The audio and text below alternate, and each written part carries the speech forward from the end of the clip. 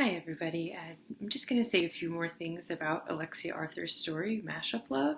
Riley talked a lot about character for this week, and I just want to say some things related to that, but also about the plot of the story. This story is working in two main time periods, right? So the present story is that Esau is in a point in his life where he runs into his brother and he hasn't seen him in a long time, and also that his wife Anne Marie wants to go to the States, which we learn at the end. So those are kind of the tensions that are pressing at the present moment of the story. And in the past, you learn about his mother and her relationship with his brother and his own relationship with his brother, and the fact that his brother got a lot of women pregnant, got into trouble, and kind of this tension between, his mother being country and Esau being educated. And you can look at that as backstory almost, or as a story that takes place in multiple time periods. But the important thing is that when you have stories that have a working present and have a past, that the past has to influence the present, that the story has to be pushed forward in all the time periods. So you can't just have backstory for no reason, just for fun. And so the backstory in Mashup Love is there to dramatize the moments in the present, to make them more important. So at the end, when you learn about Esau's and his wife's struggles with fertility, that wouldn't be quite as significant if we did know that his brother got women pregnant constantly, right? So that tension is heightened, and that it becomes more sad and poignant and absurd almost, that his brother's getting everyone pregnant and all he wants is to get pregnant now with his wife, right? And then also learning about the mother and her habits and the glasses that she refused to wear modern glasses. She had the lens. She stuck to her country ways.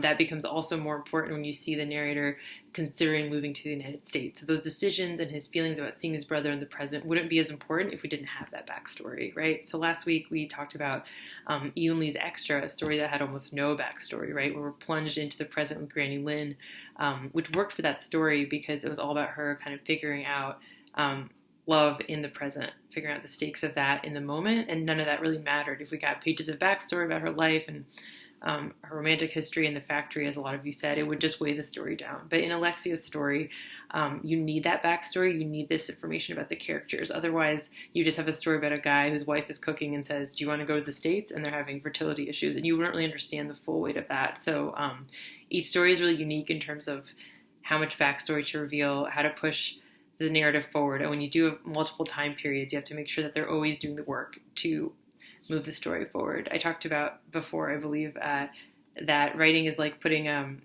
your readers up a mountain, and you put information in their backpack, and they need just enough to go forward, but not too much that they're weighed down and fall back. So in this story, all the little details you get about the brother, about the wife, the coconut drops that she shares with Esau, the mom not understanding the Bible passages, right? That deepens the relationships between these characters and makes us understand more about what would it mean for him to leave his country and to go to the States, right? So every little detail is deliberate in this story. And then there's beautiful, subtle humor I wanted to point out, like the mom who sings badly in church and tortures everyone through the testimonials, and then the narrator just says she never failed to testify, right? He doesn't linger on the comedy of that, or just this image of her making a spectacle of herself in the church, but we can feel it. Or the moment where he says, oh, my brother got someone pregnant, and then he went to church and said he would redeem himself and change his ways, and then again, the scene just ends with the narrator saying,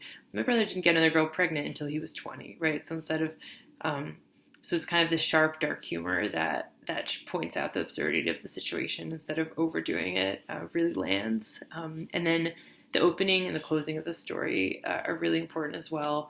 It starts with the mom being country, and we don't really know why that's significant until we get the whole story and understand that it's a place that the narrator is thinking of leaving, thinking of modernizing and changing its ways, but also has a tension of missing some things about home, right? And so at the end, when Anne Marie says, your brother's his own person, it kind of has two meanings, right? It's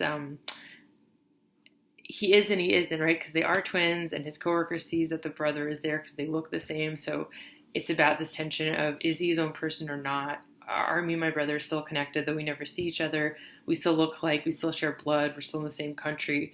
So her saying that doesn't mean it's true, right? Just the way the story ends is on this moment of uncertainty. And also, a story should avoid something called an either or ending, which is something I've heard about in graduate school. This idea that the story should hinge on a moment of will they, won't they, right? And so here the story is not really dependent on whether or not they'll find love, whether or not they'll move to America. It's more about getting to the point of the decision being made and learning about the characters in the process and ending at the most exciting moment in the story. With Granny Lynn, the same thing in Extra. It wasn't really about will she or won't she find love. It's kind of about her journey as a person, her development as a character, and hinting at a maybe a more optimistic future. But it's not. The story doesn't answer that question for us. It just shows us the different possibilities.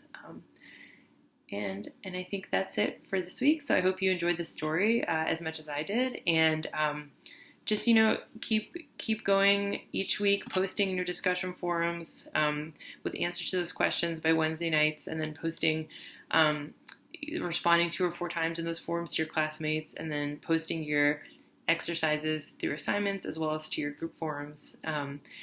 And just reach out to me if you have any questions. And if I've missed you, if I didn't respond to your discussion posts, or if you didn't get assignment feedback from me or something, just let me know, because sometimes with the posts, there's so many, I just want to make sure I didn't miss anybody. So, thanks for all your hard work. I've really enjoyed reading your writing, and I look forward to hearing more of your thoughts and reading more of your work.